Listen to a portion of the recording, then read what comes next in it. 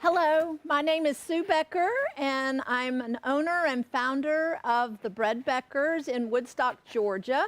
And we just want to welcome you today to our teaching on the basic ingredients that you will need to begin your journey of milling your own grain to make your own bread. So I just think it's always important to know the basic ingredients that you will need to make all of your own bread, cakes, cookies, muffins, pancakes, whatever you want to make from freshly milled flour. So we're going to go over the basic list of getting started items, which is gone over in great detail in our little recipe collection that I put together many, many years ago when I first started on this journey. So you can find the basic list of these ingredients and an explanation what they do, what type of wheat to use for what type of recipe. But we just thought it's always helpful to go over that very first thing in our classes on getting started in milling and making your own bread. So first of all, in bread baking, particularly, wheat is the king of grains. And there's basically two types of wheat. There is hard wheat and there's soft wheat. Hard wheat is a high protein, low moisture wheat that is necessary when making yeasted breads.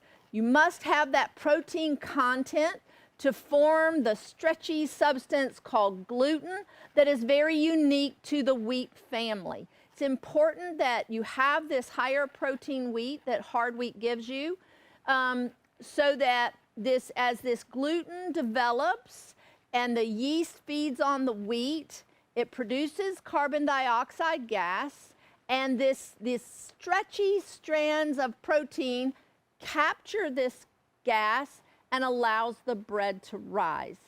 And I just want to take a moment here to explain exactly what gluten is. There's so much misinformation out there, but wheat is very unique in the type of proteins that it contains. And it's really the only grain that the wheat family that contains these specific proteins. And when you mill wheat into flour and you hydrate this flour with water, this stretchy substance called gluten forms. And it's, like I mentioned earlier, it's very critical when making yeasted breads. You need this stretchy substance called gluten to trap that gas and enable the bread to rise. And that's all it is. It's not something evil that's been put in wheat. It's the naturally occurring genetic sequence of proteins that is found in wheat.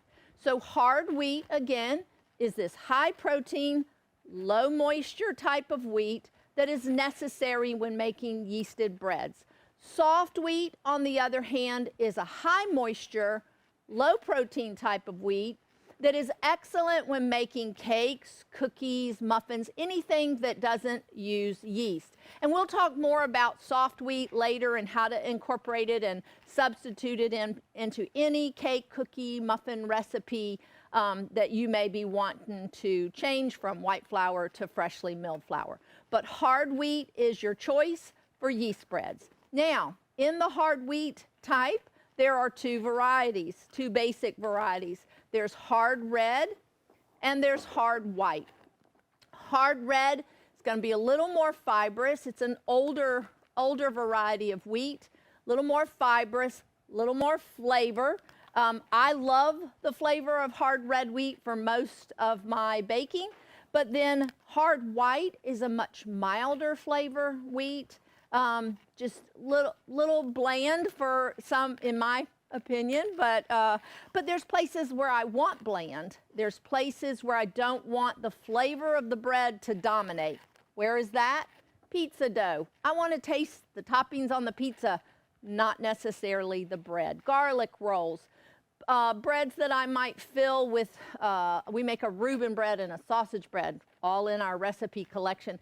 Those types of breads, I want the filling and the topping to be the dominant flavor. So that's where I might use hard white. For my day in and day out bread, my preference is to use 2 parts red wheat, 1 part white wheat, or half and half.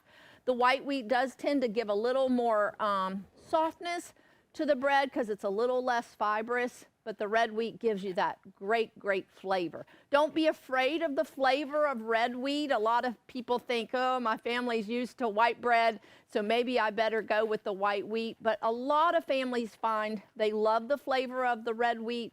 And like I said, it is a little more fibrous, so a little more cleansing to the system. But either one or some of both makes a great option for getting started.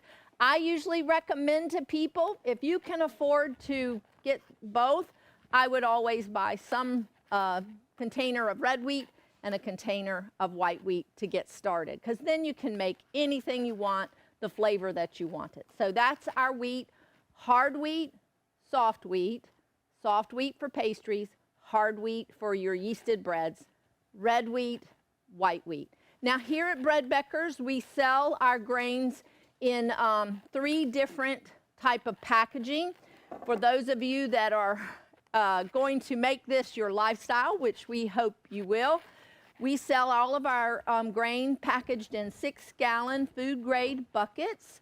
We package the grain with carbon dioxide, put a lid on it, and that way it is completely guaranteed to be bug free. The buckets keep out any pests that are the enemies of grain, which the 3 enemies are rodents or things that eat grain, moisture, very prevalent here in the southeastern United States. You may be in a drier climate, but nonetheless, you don't want moisture getting to your grain. And then bugs, the little grain moths and some of those other pests that really love grain that can be attracted to grain. So that's why we package it in these buckets so that it is moisture proof. A rodent could chew through this, but they don't know what's in there. They don't know what they're missing. And then bugs. As long as you keep a good lid on your grain, then it is protected. Now, we package our grain in these buckets. We put carbon dioxide gas in there, which leaves no residue, but that's how we can guarantee that it is bug-free and you won't get bugs in there if you keep the lid on. Now, the lid that is packaged on this bucket is a pry. We pound it on and you have to pry it off, and it's pretty difficult to get on and off. So early on, years ago when I first started, we discovered gamma lids. And what we do is we'll take the lid that's packaged with the bucket, because it's cheaper that way, and we replace it with this gamma lid. It's a 2-part system. So you just take the lid off, press the rim onto the bucket, press it down, and then now you have a lid with threads that can easily screw on and off. You can get in and out of this bucket and keep it closed nicely down. Kids can go in and out and close that lid tightly down. Once you put the gamma lid on the bucket, it's pretty much there to stay. But you don't have to keep buying gamma lids every time you buy a bucket. Just when you buy a new package of grain, just pour it in your bucket that has the lid on it. So for my use, and just to help things, especially with children that may be getting your grain, or even just so I can just look at the lid, I have a bucket of red wheat and a bucket of white wheat. So I have a red lid on my red wheat and a white lid on my white wheat. And so that makes it easy. And we have other colors of gamma lids here too. But this just makes it very, very easy for getting in and out of that bucket, but then ensuring that this lid can be tightly closed so no moisture, bugs, or rodents get in there. So that's our 6-gallon buckets. For those of you that may be a little overwhelmed, and this 6-gallon bucket does hold 42 pounds of grain in wheat. And that will make about 60 loaves of bread. So you've got a lot of bread making here, but it stores forever. Remember that. Wheat, as long as it's kept dry and bug-proof, rodent-proof, this grain is just as nutritious today as it will be next week, next month, next year, 10 years from now, 3,000 years from now. Until you mill this grain into flour, it is storable. So that is the wonderful thing about grains. It is the perfect storable food.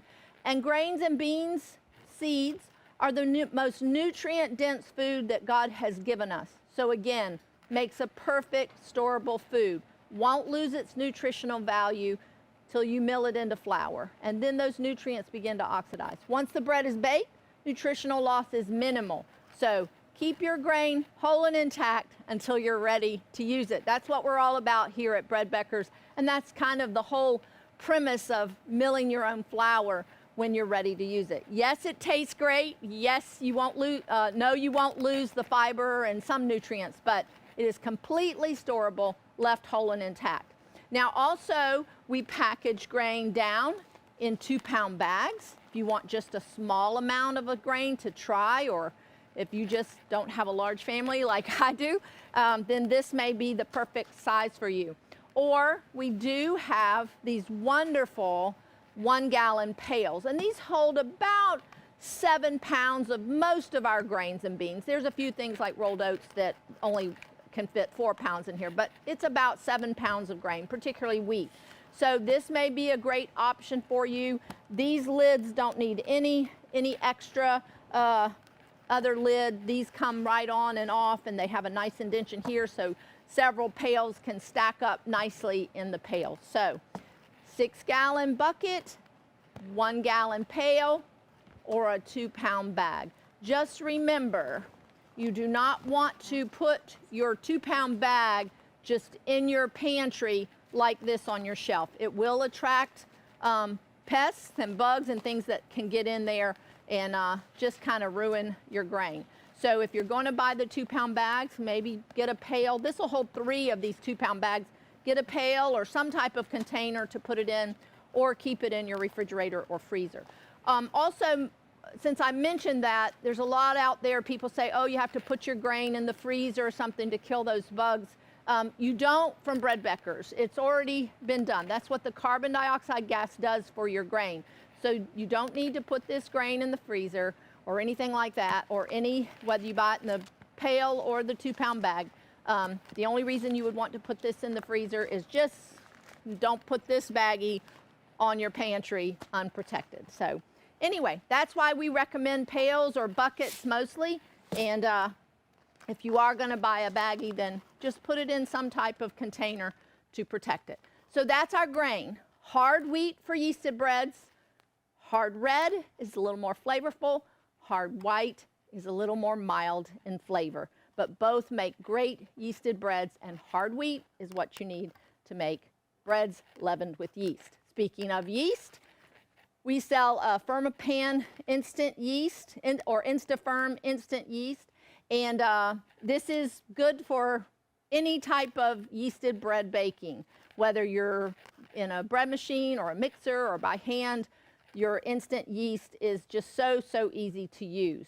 Any instant yeast does not have to be soaked in water and softened prior to use. It can actually just go in your dough with your flour. I usually put about half of all my wet ingredients, half my flour, then sprinkle in my yeast. Remember, yeast likes warm and moist to grow, so the warmer the climate, the warmer the temperature in your home, the faster the bread is going to rise. The colder the climate, the slower the bread's going to rise. So those are things that you need to remember when making yeasted bread. Now, our yeast is in a 1-pound package. It is so reasonably priced. And but once you unopened, this is storable for about 2 years. That's about the code date on here, 2 years from packaging. And but once it's opened, it needs to go in the refrigerator or the freezer to store. Because once it's opened, it's exposed to the moisture, and the yeast just doesn't have as long a shelf life that way. So once it's open, store it in the refrigerator and the freezer between uses. You don't have to bring it out and let it come to room temperature. I pour mine up into a 1-quart canning jar, glass canning jar, and I just keep it on the door of my freezer, take it out, put my however much I need to in my bread dough, stick the jar right back in my freezer. So that's the way to store it. You don't need quite as much instant yeast as you do of your normal, like, active dry yeast. So if you have an older recipe that calls for active dry yeast, you can use a little bit less of the instant yeast. In those little small packages that you find in the store, there's about 2.5 teaspoons of yeast there. To substitute for those packages of yeast, you only need about 2 teaspoons of the instant yeast. Bread machine yeast, don't need it. This will work just fine. You don't have to buy specialty yeast to use in your bread machine. Rapid rise yeast really is a little extra yeast in that package. So if you need to rise something really quickly because you didn't start your bread dough soon enough, then just use a little extra yeast, and that'll make that bread dough rise a little faster, and put it in a warm place. But we'll talk more about that in another segment. So that's your yeast. Now, in yeasted breads, in our recipe collection and in my book, the Essential Homeground Flour book, you're going to see optional ingredients, lecithin and gluten. Now, gluten I only put in there as an optional ingredient years ago when the wheat quality was just not very good. There had been flooding that year, and the moisture content was really high in the wheat, so it just didn't have enough protein to give me that stretchy structure that I needed. So I added a little bit of gluten there. But today I just don't need to add the gluten, so I don't mention it very much, and I don't use it personally. I don't think I need it. But if you want to add a little extra gluten, you certainly can, but we don't recommend it because that upsets the flour to fiber, the gluten ratio. So unless you're really got a poor quality wheat, and then we have other tricks we'll teach you in another segment. But anyway, lecithin we love. This is a sunflower seed lecithin. Lecithin is an emulsifier. It's a nutrient that your body has to have. It loves, you get it in grains and beans, any unrefined food any unrefined food with oil that hasn't had those fats and oils processed out. Lecithin is, like I said, is an emulsifier. It helps you digest fat. But we're not adding it to our bread for the nutritional benefits necessarily. Grains already have lots of lecithin. But why we're adding it is, like I said, it's an emulsifier, so it breaks down the fats and oils in the recipe, in the dough, helps them go into the dough a little easier and mix with that water a little easier. And so it makes a much softer bread, a smoother texture. You know, lecithin is used in the food industry, which I'm not a big fan of foods that they use lecithin in, but just to give you an idea, it's used in margarine to make margarine more spreadable. It's used in salad dressings to keep that oil and vinegar mixed. It's used in Reese's peanut butter cups, but don't eat Reese's peanut butter cups to get your lecithin.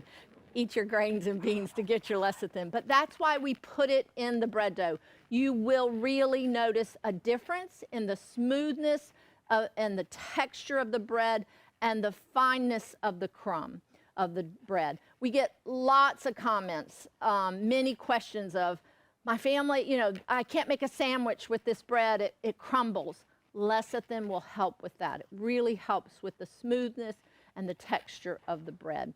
And I can notice a difference when I use it and when I don't use it. I use about 2 tablespoons for our basic bread dough, which is about 4.5 cups of flour. So that'll give you some idea. If you have a favorite bread recipe, you can use about that ratio, 2 tablespoons to 4 to 5 cups of flour. Now lecithin, much of the lecithin out there comes from soy, which we don't advocate the use of soy too much. And so we found this last year, we found this sunflower seed lecithin, and we're just very, very, very happy with it. And we think you'll notice a difference when you add lecithin to your bread. And then here at Bread Beckers, and after many years of research, I discovered that much like what's done to our grains by sifting the bran and germ out and stripping all the great nutrients away and leaving us with white flour, and so much of the food processing industry that has just taken away everything that's good and tries to put some things, chemical things, back in to fortify, but that you can never improve on God. The same is true in the salt industry. And I'm like, why would they mess with salt if it's a preservative? It doesn't spoil. So what's going on? Refined salt, like you find in the store, has had the minerals stripped out of them to sell to other industries, and then heat treated to very high temperatures, 1200 degrees or more, to make the salt crystals very hard so they do not readily absorb moisture. When I was growing up, there was a little salt company that had this slogan, when it rains, it pours. And that's kind of the premise of why salt is heat treated like that. So we found a company called Redmond Salt, and their salt is called real salt. It is only mined from the ground. And you'll see it has speckles and it's a little pink, and that's the source of the salt. Gives it those, those colors, and that's the trace minerals that are there. And we just advocate only using unrefined salt, because refined salt causes your body to need water to try to absorb that salt, and so that's some of the connection between salt and water retention. So real salt, and we use that in all of our recipes, and we just replace it 1 for 1 for salt called for in a recipe. So those are our basic dry ingredients that we need for bread making. So now let's look at our sweeteners and our oil. So for me, I am always an advocate of honey. I use honey where honey will work. Honey, to me, is the only truly unrefined, all natural, no process necessary except that which is done by the bees. So all to gather honey, basically you just take it from the beehive. So again, though, you want unpasteurized raw honey. And the honey we get here at Bread Beckers is all unpasteurized. So honey is my sweetener of choice, and it's so easy to use, particularly in yeasted breads. Most recipes for yeast bread that do call for some sweetener, it's usually a very small amount compared to the flour in the recipe. So for that reason, I decided early on to just substitute honey 1 for 1 in my yeast bread. So if it called for a 1/4 cup of sugar, I would use a 1/4 cup of honey. Or like in my basic bread dough recipe, it calls for 1/3 cup of honey. The recipe that I kind of adapted was 1/3 cup of sugar. So I just use the same amount of honey, because remember, in yeasted breads, you can always adjust the flour. But I found that with that small amount of sweetener in yeast bread recipes, I needed that sweetness, that same amount of sweetness. And so, yes, it made a little more liquid there, but I could compensate with using a little extra flour. So that's honey. Now, there's recommendations about not feeding honey to children under 2. And that's your decision as far as putting the honey like raw on bread or toast or whatever. But I just want to point out that once the bread is baked, that is no longer an issue. So if you are baking bread and you're using honey, don't be afraid at all to give it to your toddler that may be less than 2 to eat, because once it's baked. But then you need to make the decision of whether you want to put a little honey on their bread for them to enjoy. But general rule of thumb with honey, I'm not sure if you can tell as much from on the video here, on the film, but the darker the honey, the stronger the flavor, the lighter the honey, the milder the flavor. So, you know, if that makes a difference in your bread making, you may want to choose a milder honey in some things. But actually, I use our honey that we have called the bakery grade honey. That's what I use in most all of my baking. We are in somewhat of a honey crisis in this country, actually kind of worldwide. And some years ago, you probably noticed as well, honey prices shot way up. So here at Bread Beckers, we reached out to our supplier that's from Omega, Georgia, and asked them if they could find us a less expensive honey that would be perfect for baking. And they did, and it's called the bakery grade honey. And it doesn't mean it's a lesser grade of honey. There's not grades of honey like there are in meats and eggs or milk or whatever. But all it is it's just honey from a type of flour that's not very well known and not very popular. So it's not like a wildflower, clover, orange blossom. Those are what are termed table honeys, because people ask for them by variety.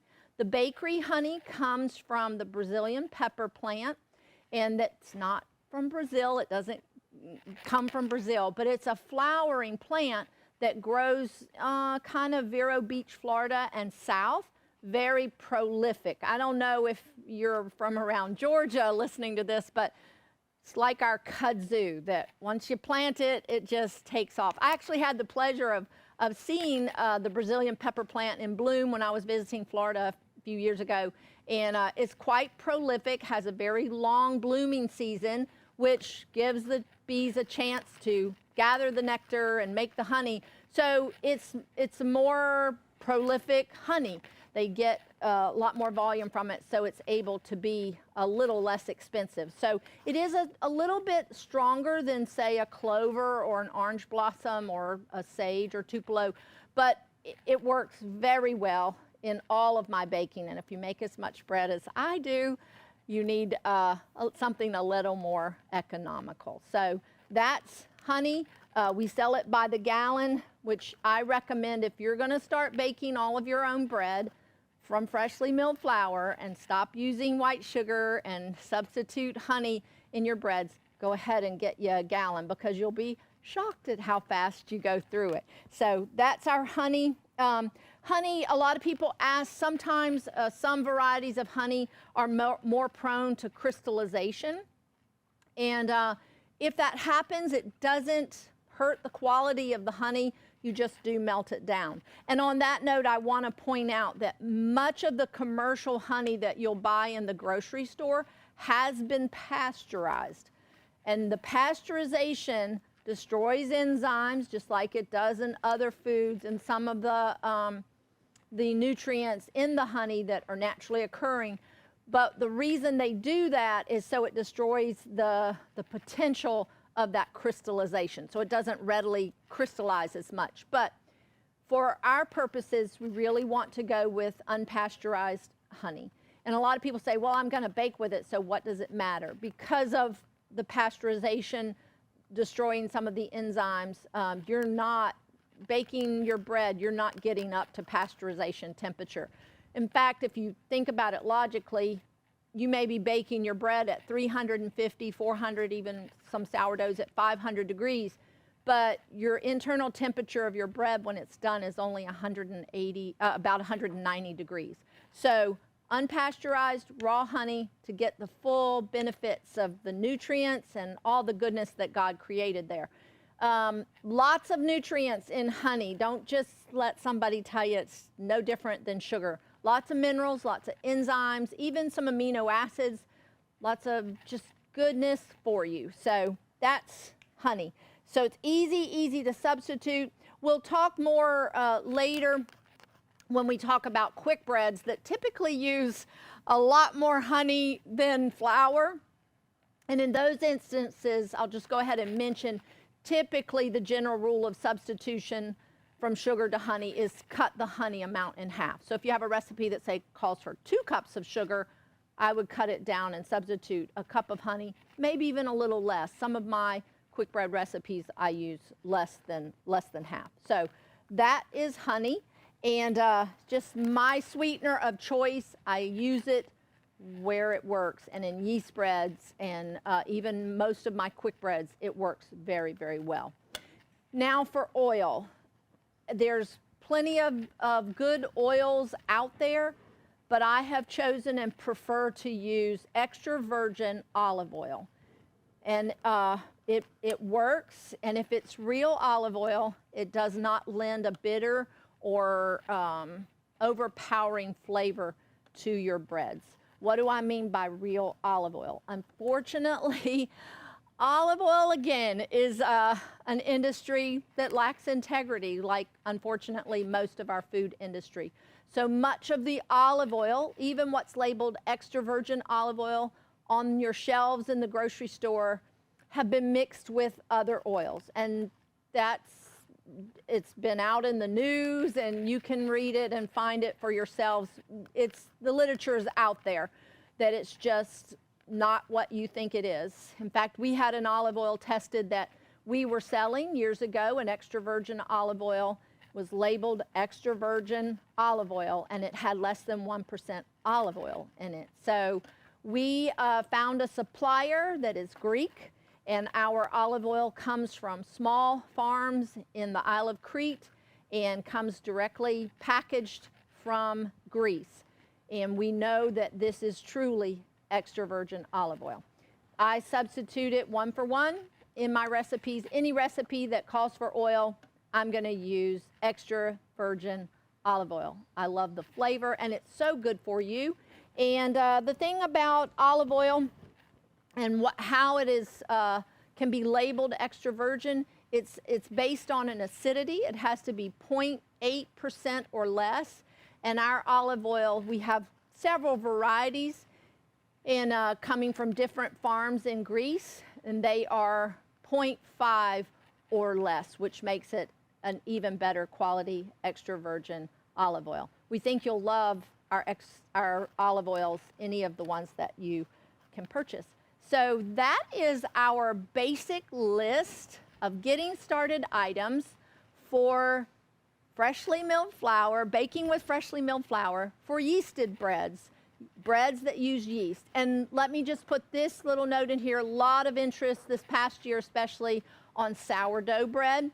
So sourdough is still a yeast leavened bread. Yes, it's natural yeast and with lactobacillus bacteria mix that makes that bread rise, but you still need that high protein, that development of that stretchy substance called gluten to capture that carbon dioxide and enable the bread to rise. So whether you're using commercial yeast or sourdough, if you are using a leavening, a natural leavening or yeasted leavening, you still need your hard wheat varieties. Hard red, hard white are my choices.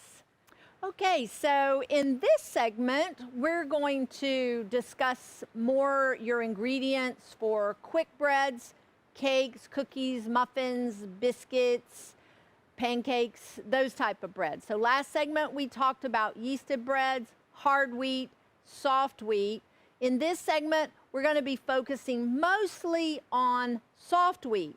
Soft wheat, again, as a refresher, is your high moisture, lower protein grain, because you don't really want that protein gluten development in your cakes, cookies, muffins, pancakes, those type of breads. You don't want that stretch and that, and you don't need it necessarily. It's funny, I always tell people, if you think about it logically, hard wheat is grown more in your colder, drier climates, breadbasket states of America. Soft wheat is grown more in your wetter, warmer climates, and soft wheat is really the only type of wheat that can grow here in the southeastern United States. I mean, outside of rye and some other varieties of wheat. But soft wheat is what we get. So if you think about it, why are southern states and southern traditions more centered around biscuits, cakes, cookies? I don't think there's a southern grandma out there that doesn't have a famous cake recipe under, that she's known for. So think about that logically. Soft wheat, cakes, cookies, biscuits, pie dough will work much better. Now, I do have to say this, for the first 3 years of my milling life, I only had hard red wheat, and I made everything that was made from flour, because when we switched completely. So it will work, but once I discovered soft wheat, I noticed the texture of my cakes, the texture of my cookies was more moist, not as crumbly, and not as dense. So that's what soft wheat will do for your cakes, cookies, muffins, pancakes, pie dough, biscuits. So let's talk about soft wheat. Again, we talked about the packaging, the way we package grains here at Bread Becker, so I'm not going to go over that again. But if you know your family is going to make a lot of cakes, biscuits, cookies, muffins, brownies, those types of things, I would recommend getting a big bucket of soft wheat. This is the cheapest and most economical way to buy the grains. I I love red lids on my red wheat, white lids on my white wheat, and I'm very patriotic, so I put a blue gamma lid on my soft wheat. So that's just some ideas for you of purchasing soft wheat. Now again, we have it in the 2-pound bags, and we have it in the 1-gallon pail. So whatever works for you financially, economically, just know though, the cheapest, most economical way is going to always to buy the big 6-gallon bucket, and no, it is storable. So anyway, that's the best way to buy your soft wheat. Again, do not put your baggies just in your pantry unprotected. Now, just like with hard wheat, there's 2 varieties, red wheat and white wheat. With soft wheat, at Bread Beckers, we do have 2 varieties of soft wheat. We have soft white and we have soft red. Soft white is the predominant soft wheat that I use. And just like in the hard in the hard wheat variety of red and white, red is more flavorful, white is more mild and bland. So if you're making grandma's pound cake or a white cake or some type of cake or cookie or pie dough or biscuit that you don't want a lot of flavor, then the soft white wheat is going to be your choice. Now here at Bread Beckers, our soft red wheat is Georgia grown. We don't always have it on hand, but we can get it most of the time. So it is in stock most of the time, but just know it is organic and it's Georgia grown. All of our soft wheat here at Bread Beckers is organic. So the red wheat here, if I'm making an oatmeal cookie that I like that rich nutty flavor, or a muffin or a pancake that I love that rich flavor of the red wheat, soft red wheat's gonna give me that soft texture, fluffier texture, and but give me that red wheat flavor that I love. Now, if you make your pancakes or waffles out of soft white wheat, your kids probably won't even know that it's not white flour. So that's a great way to ease your family into the whole idea of freshly milled grains. So that is soft wheat. Remember, high moisture, low protein for your non-yeasted breads. So let's talk about sweeteners again here. So for sweeteners, for my muffins, my coffee cake, now I don't put sweetener in pancakes, but if you do, those types of quick breads, and a bread that doesn't use yeast is called quick bread. Maybe we should go over that first. I kind of jumped to the sweeteners because they were right here beside me. But let's go over what is our leavening in a quick bread. Unlike yeasted breads that take time for that yeast to feed on the wheat and produce that carbon dioxide, and that's what enables the bread to rise, and that's why you have to let it sit for a while to rise. Quick breads are called just that because they use baking powder. Oftentimes they may add some baking soda as well, but the baking powder is the predominant leavening in your quick breads. And it's instant. As soon as that baking powder hits the liquid, or the liquid hits the baking powder, it is activated, and that dough, your batter or whatever, will begin to rise immediately. And then again in the oven, it will rise even more. So that's why it's called a quick bread. So baking powder, a non-aluminum baking powder, is what you're going to use in your quick breads. And like I said, some recipes may call for some baking soda as well. If you use baking soda, you've got to have some type of acid. Honey is acid, but typically in those recipes, you'll have some buttermilk or yogurt or something like that. But for just your basic quick breads, your baking powder is what's going to be the leavening. Again, it produces carbon dioxide, but it's instant as soon as that batter is wet. You need to, when you're making quick breads, you always want to mix your baking powder, baking soda, salt, and any spices or whatever in with your flour. Get it good and mixed in, because like I said, as soon as this baking powder gets wet, it clumps up and it's activated. So you don't want clump of baking powder or your leavening just hitting, you want it distributed throughout that flour so you don't get that clump of baking powder. But anyway, so that's the leavening. Again, I use real salt in all my recipes, so that we're not going to go over that again, but I substitute it 1 for 1 in any recipe that calls for salt. So now let's talk about sweeteners. So I will always use honey where honey will work. Muffins, coffee cake, those types of quick breads, I use honey as my sweetener. In quick breads, you typically find that there's a lot more sugar in a conventional white flour, white sugar recipe. So for quick breads, the substitution for honey is going to be cut that honey in half. So like a banana bread, traditional white flour, white sugar banana bread recipe, it usually calls for 2 cups of sugar. I bring that down to 3/4 of a cup of honey. You could do a cup if you wanted a little sweetener, but I find 3/4 a cup works just fine. So the general rule of thumb is to cut the honey in half when you're substituting.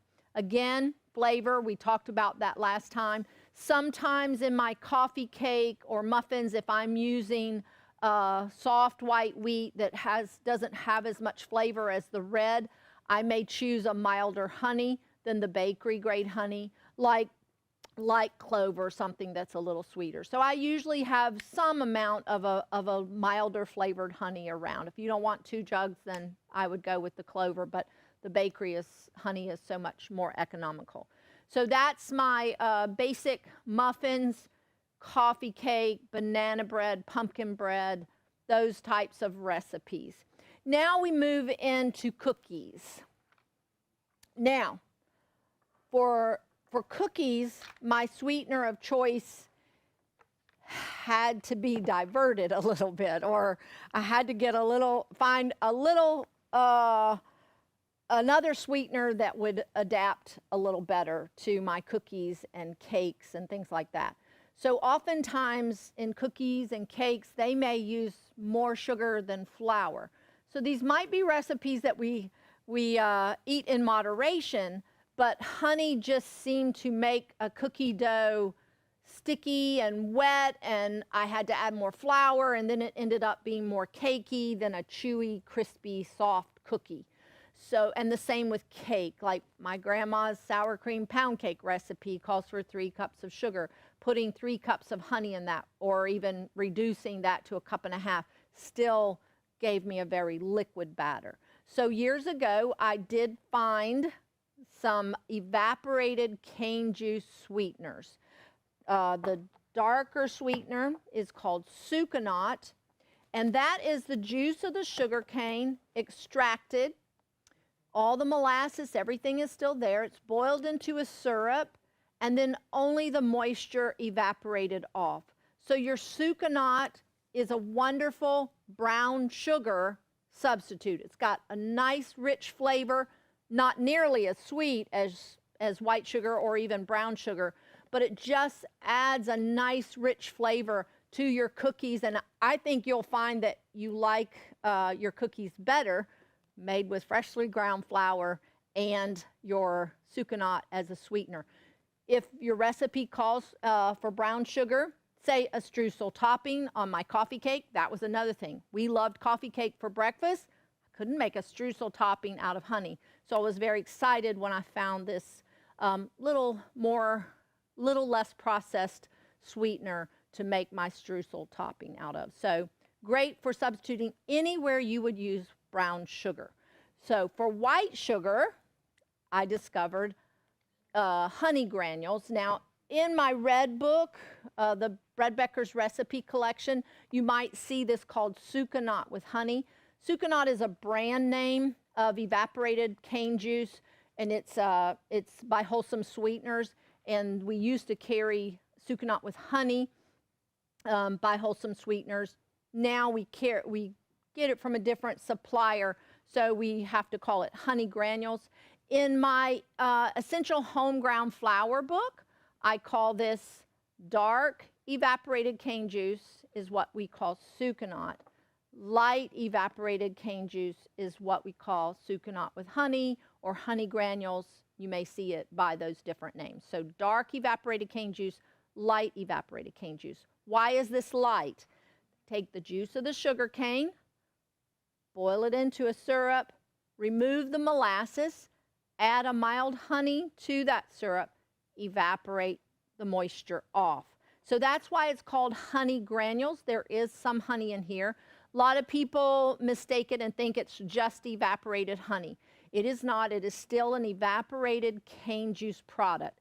But this is a less processed, less refined sweetener than your white sugar, but an excellent substitute for white sugar. And the nice thing about these sweeteners, you substitute them one for one, and they really don't change the texture or the moisture in the recipe. So especially if I'm trying a recipe for the first time, just want to see what the texture is like, or I've got company coming for dinner and I'm making a new cookie recipe, I will go with these sweeteners over honey because I know I will get the same basic results and texture. One for one, honey granules is a great white sugar substitute. I use it in my grandma's sour cream pound cake, cheesecake, any place that I would use white sugar. You can use it in baking with your bread, but again, I always choose honey if honey will work because it truly is an completely unrefined sweetener. So sucanat and honey granules. Sucanat, brown sugar, honey granules, white sugar substitutes. One for one, cakes, cookies, wherever you want to put them. So that is my sweeteners of choice for my quick breads, mostly my cakes and cookies. My oil, most times your quick breads will call for some type of oil. Of course, biscuits and cookies and cakes are going to call for butter typically. Most cakes, some like carrot cake and spice cakes, they may call for oil. Again, if it calls for a liquid oil, I will use olive oil, and that will be my choice.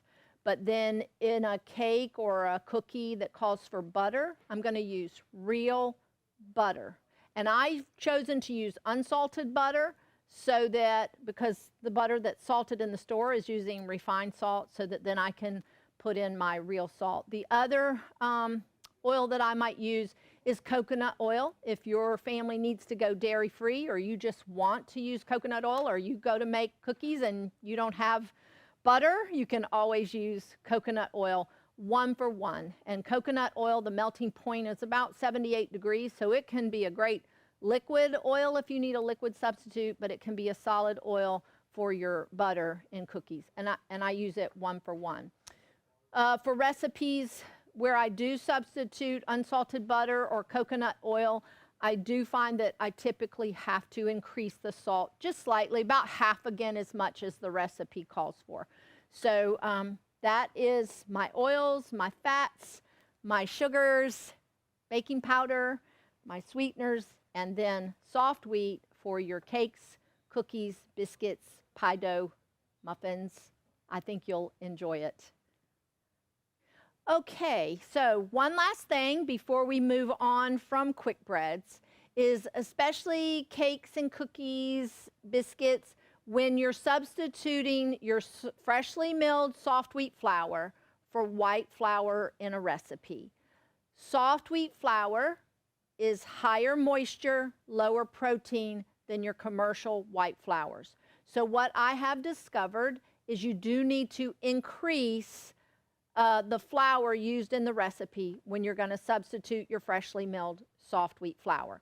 For instance, and here's the ratio that I've found that works pretty much all the time. For every cup of white flour called for in a recipe, you need to increase, when you're using soft wheat flour, by 1/4 cup. So if your recipe calls for a cup of white flour and you're going to use freshly milled soft wheat flour, whether white or red, you're going to do 1.25 cups of freshly milled soft wheat flour. And it's because of the moisture content there. Now, if your recipe is by weight, so it calls for so many grams or so many ounces of flour, then just weigh your soft wheat flour the exact same amount of weight called for in the recipe, and then mill it into flour and use all of that flour. You don't need to increase the weight. If you measured that out, the reason you don't have to change it if your recipe is by weight is because the volume fixes itself. So if you weighed the white flour and weighed the soft wheat flour, you would find that the soft wheat flour has more flour for that same weight. Does that make sense? So I hope that helps. You will find every cookie recipe works beautifully, increasing a 1/4 cup for every cup called for. So let's say a cookie recipe usually calls for 2 cups of flour, white flour.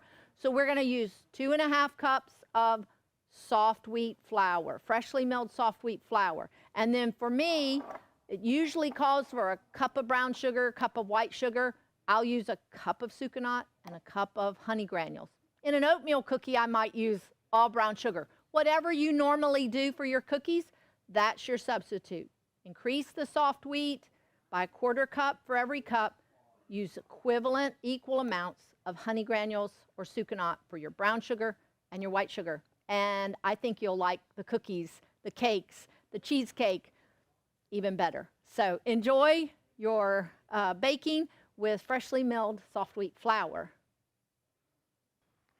Okay, in the previous segments, we've covered hard wheat and soft wheat and yeasted bread and quick breads. But there are so many other great grains out there besides just wheat that you will enjoy learning to use in all your baking. And 2 of my favorite grains are actually a type of wheat, spelt and kamut. I don't deny that there are wheat sensitivities out there. I don't think quite as prevalent as we're being told or as being promoted. I think much of the problem is the commercially processed white flour. And we've had so many testimonies, people that think they need to go gluten-free or even need to go no wheat. When they start using freshly milled flour, they have no problems at all. But those that may be a little sensitive or just want to use some other variety, we love both spelt and kamut, which are ancient varieties of wheat. Spelt, I particularly love. It has the nutty red flavor that you've already probably discovered that I really love. But spelt is almost the best of both worlds. It is high moisture like soft wheat. So if you use it as a substitute in your cookies or muffins or anything like that, then you typically have to increase the flour, just like with soft wheat, 1/4 cup for every cup of white flour called for. So in a cookie recipe, you would use a 1.5 cups of spelt flour for your cup of white flour. But it has that rich, nutty flavor. But spelt also makes great yeasted breads. And like I said, for people that may be a little more sensitive to the more modern wheats, which there's nothing wrong with the modern wheats, despite what you've read, wheat is not genetically modified. So spelt is a more ancient grain and little different protein structure that may be more easy to digest. One thing I also want to mention here, so many people just think of milling grains into flour. Grains can be boiled whole and eaten just like you would eat rice, or boiled whole and drained and make a vegetable salad with grains as your base. Chop up some great vegetables and toss a dressing over it. Very, very delicious. And on that note, one of my favorite grains to eat whole and boiled or put in soups and stews instead of rice is kamut. Now, kamut is the grandfather of durum wheat. Durum wheat is your pasta making wheat. So much of the kamut now even grown in this country is actually sold to the pasta industry to make pasta. But kamut is a delicious grain. I love it to mill it into flour. I use it in my tortillas. I use it in muffins. Typically, I mix it with some other wheat. I love red, white, kamut combination, usually equal parts of each one to make my yeasted breads. Or it makes also great like French bread, something that you don't need a big rise on. But mostly what people love about Kamut is making their pasta out of Kamut. Again, I love to boil it. I put it in my chicken soup instead of pasta or rice. The nice thing about Kamut is it stays intact, even if it's boiled a lot or left in that chicken soup a lot, instead of like rice that gets kind of mushy. So those are 2 grains you may want to experiment with, and maybe just buy a 2-pound bag at first to start with instead of a big 6-gallon bucket. But I think you'll enjoy experimenting with Kamut and spelt. Like I said, I love both. My favorite combination right now is 2 parts red and 1 part Kamut is what I use a lot to make my bread. Okay, so another recipe that is in both the red book here, the Bread Beckers recipe collection, and my book, the Essential Homegrown Flour book, is Ezekiel bread. Very, very popular. There's many, many, many variations. But years ago, long before I even started milling my grain, I read a book called God's Recipe, and in there she felt like God had given her the proportions of the ingredients listed in Ezekiel chapter 4, verse 9. The proportions for wheat, spelt, barley, millet, lentils, and beans. Those ingredients are listed in Ezekiel 4, verse 9, where God tells Ezekiel to take wheat, spelt, barley, millet, lentils, and beans, put them into one vessel, and make a cake out of it. Now, I kind of interpret that one vessel is, well, this is our one vessel right now, and that because each of those grains were used independently, they made bread out of barley, they made bread out of wheat, they made bread out of spelt, depending on the harvest season and what was available. They ate beans, they ate lentils, but God wanted them to mix them all together and make this cake.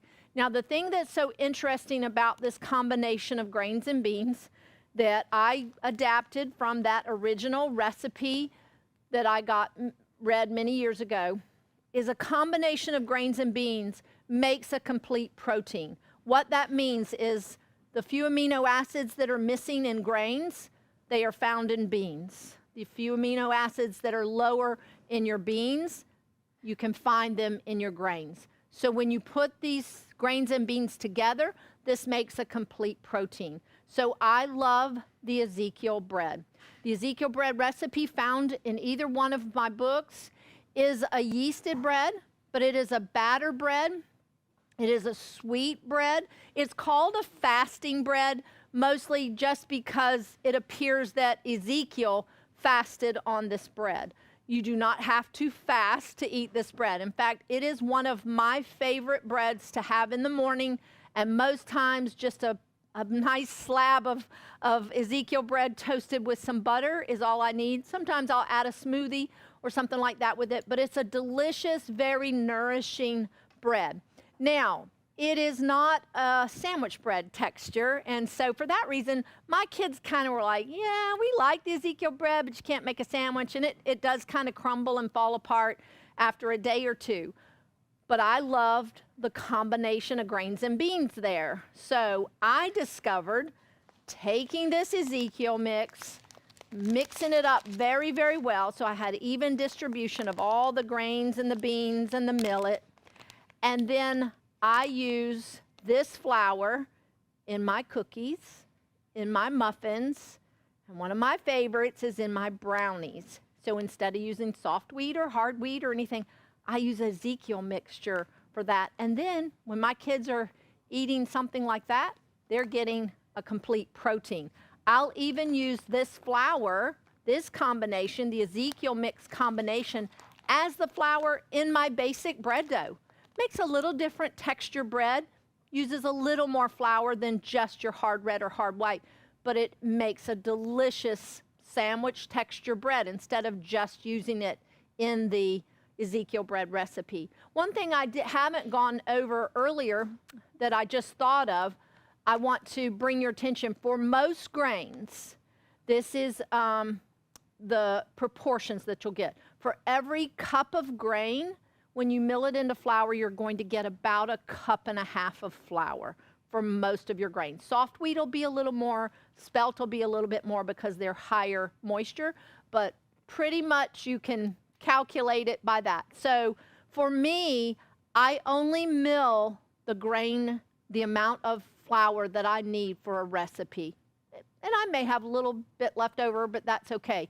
So what I do with my Ezekiel mix is, and this is the reason I remembered to tell you about that. So I'll stir it up really well so I get that good cross section. And if I'm going to use this Ezekiel flour, say in my pancake recipe that calls for 3 cups of flour, I'll mill 2 cups of Ezekiel mixture, and that will give me 3 cups of flour to substitute for the flour in my pancake recipe. So I use Ezekiel mix a lot, and it's just a great grain combination to have on hand. In fact, Brad and I are kind of known places for our Ezekiel mix pancakes. In fact, this Sunday we're going to be making them for our church for breakfast. So it's just a great grain to have on hand, great storable food. If you want to just buy the packages already mixed up, we sell it like this. This is one recipe in our cookbooks. If you're going to make the Ezekiel bread recipe just like it is in the cookbook, you'll use all of the grain in this bag. Mill it into flour and you'll use all of the flour. But if you want to use it and substitute it in other recipes, just mix it up well, use it, mill however much you need for that recipe. Then if I have a bag on hand and I've used part of it, I'll make a little mark on here, Xing it out, so that I know that it's not a full recipe. But here at Bread Beckers, we sell it in the bags like this, that is one recipe of the grains and beans listed just like it is in the cookbook.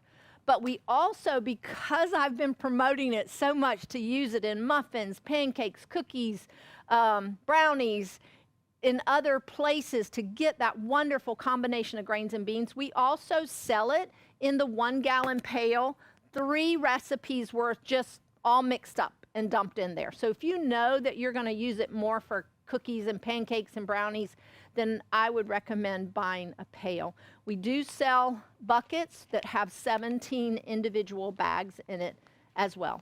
But I do want to mention again that it is the Ezekiel mixture of grains and beans is a wonderful food storage preparedness mixture of grains and beans. If you buy all the ingredients in, say, buckets, then you've got a wonderful cross-section of grains and beans that you can use not just to mix up for Ezekiel mix, but you have beans that you can boil and eat. You've got lentils that you can boil and eat. And you've got millet that you can use in other things. Speaking of millet, millet is another grain that I really discovered later on after I had started milling my grains. Millet in this country, you can look at it and maybe recognize it as that little yellow seed that you find in your bird seed. Millet is a staple grain in Asian countries, India. This is their breakfast cereal, their breakfast porridge. They boil it and eat it much like we would eat oatmeal. Millet is a very nutritious grain, one that I enjoy incorporating it anywhere I can. It's high in B vitamins, it's easy to digest, excellent baby food, excellent, say, elderly food, people that have digestive issues. It's just so good. You can boil it and eat it. Or the nice thing about millet is it's so small and easy to crunch. You can throw it in whole in your bread dough, in your muffins, in your pancakes, in your cookies, even in granola, and it'll add that little nice crunch, but you can be getting this good wholesome millet into your diet. So my basic muffin recipe, when I discovered millet, I just started throwing 1/4 cup of whole millet in my basic muffin recipe that I had been making for years. So millet is a great grain that you might want to have a little bit on hand. I boil it and eat it. You can make it creamy with milk and water and add cinnamon and say eat it more like oatmeal. Or you can boil it just like you would rice. It doesn't take as long to cook as your other whole grains. It only takes about 20 or 30 minutes. And substitute it like rice. And there's just so many things that you can do with millet, and I hope you'll enjoy it and incorporate it somewhere in your diet. It's just a great, great grain. It is naturally gluten-free, so you won't make a yeasted bread out of millet because it does not have that protein structure that is specific to wheat family, but it is great to have on hand to incorporate in your other baking recipes. Corn. I'm a Southerner. We grew up on cornbread and biscuits, not very much yeasted bread. In fact, my mother never made yeasted bread, and she was a great cook and a great biscuit maker. But corn is a great cornbread, corn muffins, and especially you Southerners will love it when you taste it freshly milled. The commercial cornmeal and corn flour in the store, of course, has had the bran and germ stripped out just like your commercial white flour. So the flavor in freshly milled corn is absolutely delicious. Just like wheat, there's varieties of corn. There's white corn and yellow corn. And guess what?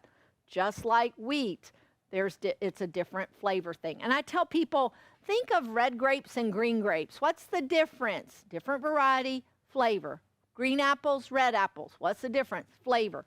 So don't overcomplicate and get this all confused. Different varieties, different flavors. So white corn's going to be a little more bland. Your yellow corn's going to have a little more flavor. And again, just like with my wheat, I'll use these where I want flavor. If I'm doing a Mexican cornbread that's going to have some hot pepper jack cheese and some chilies, I'll probably use white corn because I want a more mellow flavor. If I'm making my Southern mother's cornbread dressing or just a traditional cornbread, I like the richer flavor of the yellow corn. Now, let's just briefly talk about the two types of corn. This one you can see, I hope from the camera you can tell, this is a bigger kernel of corn. It's got a little indention right there where the seed attaches to the cob. This is known as field corn or dent corn. Ground in the electric mills that we recommend here at Bread Beckers, you're going to get a nice fluffy flour out of the dent corn or field corn. Same basic flavor, whether it's white or yellow, as popcorn. Popcorn, on the other hand, it's a variety of corn that is very compact, and so when you heat it, that moisture in there makes it explode, and that's why it's popcorn. But you can use popcorn to mill into flour and make your cornbread or your corn muffins or whatever, just like your dent corn or field corn. So if you don't want two varieties of corn around, then just buy popcorn. Again, white popcorn, a little milder flavor, yellow popcorn, a little more flavor. But now here's the difference when you mill these into flour.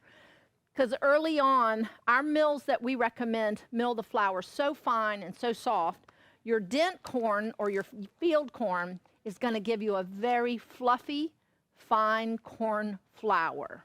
And people were like, I want a little more texture.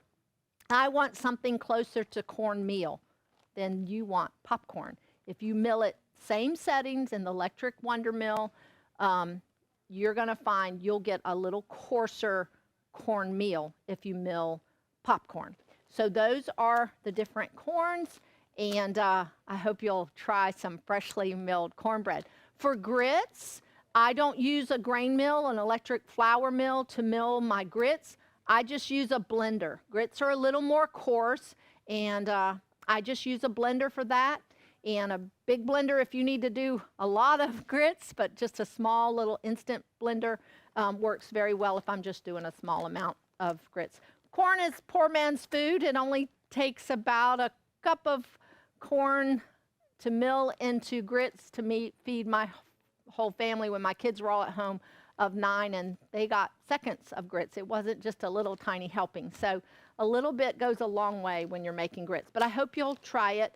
And those of you that think you don't like grits, I do hope you'll try some freshly ground grits. Flavor is totally different than, again, the white grits that are in the store, stripped of all the bran and germ, and of course, just leaving you the starchy part. All right, that takes us to one of the last grains I want to go over today as different grains that you may want to try. even if you're just getting started.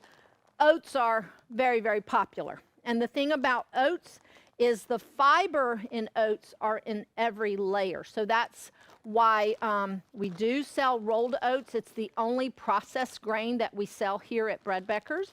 And this is what I mean by a rolled oat. It is just an oat groat. This is your oat groat that has been flattened.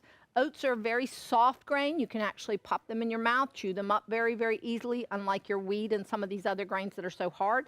And so when you run oats through a roller mill, that will flatten them into rolled oats, or what some people know as oatmeal. So we do sell both here at Bread Beckers, oat groats and rolled oats. Oat groats are what you want if you want to roll your own, which we sell attachments that you can roll your own fresh as you're ready to use it. Or if you want to use oat flour, it's a very high moisture. Oats are very sweet and just very nice grain, and makes wonderful cakes and can substitute in cookies and things like that. A little crumbly, so you usually have to mix it with some wheat flour as well, or some type of other flour. But oats are just a great grain. You can boil these oat groats and eat them whole. Takes about an hour to cook, so you can see why they started rolling them and making rolled oats that only take about 15 minutes to cook. So that's our oats. Of course, oats are great to use in granola. Rolled oats are great to use in granola, cookies, oatmeal cookies. And oats are so high in fiber and so, so good for you. They're high in lecithin, and they're high in a type of fiber called beta-glucans, which is very, very slowly broken down in your gut. And that's why oats have such a reputation of stick to your ribs. You eat a bowl of oatmeal, you're not going to be hungry for a while. So that's our oats. One last thing before we close out this segment that I want to call your attention to. You may notice that some of our grains have white labels and some have green labels. The green labels is a designation for organic, certified organic. The white label is a designation for just a commercial grown grain, not organic. So that's our labeling system. And so that you can look for on our website or when you come in our store. Last but not least, our 2 cookbooks. The recipe collection is just what it's called. Early on way back in 1992 when we first started our business, and Brad and I, my husband and I, and our children, our family would go and do conventions and homeschool shows or whatever. We would cook and we would serve cookies and bread and cakes and coffee cake and all these things, and everybody wanted the recipes. So eventually my daughter Ashley and I got together and we put together a collection of all of some of our favorite recipes. There's more in here than just baked goods. There's some salads and different things, even a little section on dehydration, because those were things that I loved in the early days, and those were recipes that I was sharing as we went out and about. And then in 2015, I was contacted by a publishing company, and they wanted to publish a book on home flour milling, and I was asked to write that book. So this is the Essential Home Ground Flour book. Very excited about this book. It was a real process of work, but it has so much more information. It does have some of the nutritional information that those that have heard me speak and teach will know that I'm very passionate about. Has a whole section on different grains and beans and baking qualities of those, explanation of the wheat, goes through the baking ingredients just like we've talked about here today. Both books actually do that, but this one in so much more detail. And then over 100 baking recipes.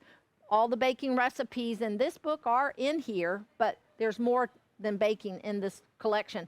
So, but many, many more as well. So we hope you've enjoyed our basic list of getting started items. We hope that you are not overwhelmed, but that this will help you in your journey to better understand what you need, what types of grain work well for different recipes. So thank you for joining us. Again, I'm Sue Becker with the Bread Beckers, and we're here to help you on this journey to good health and freshly milled flour.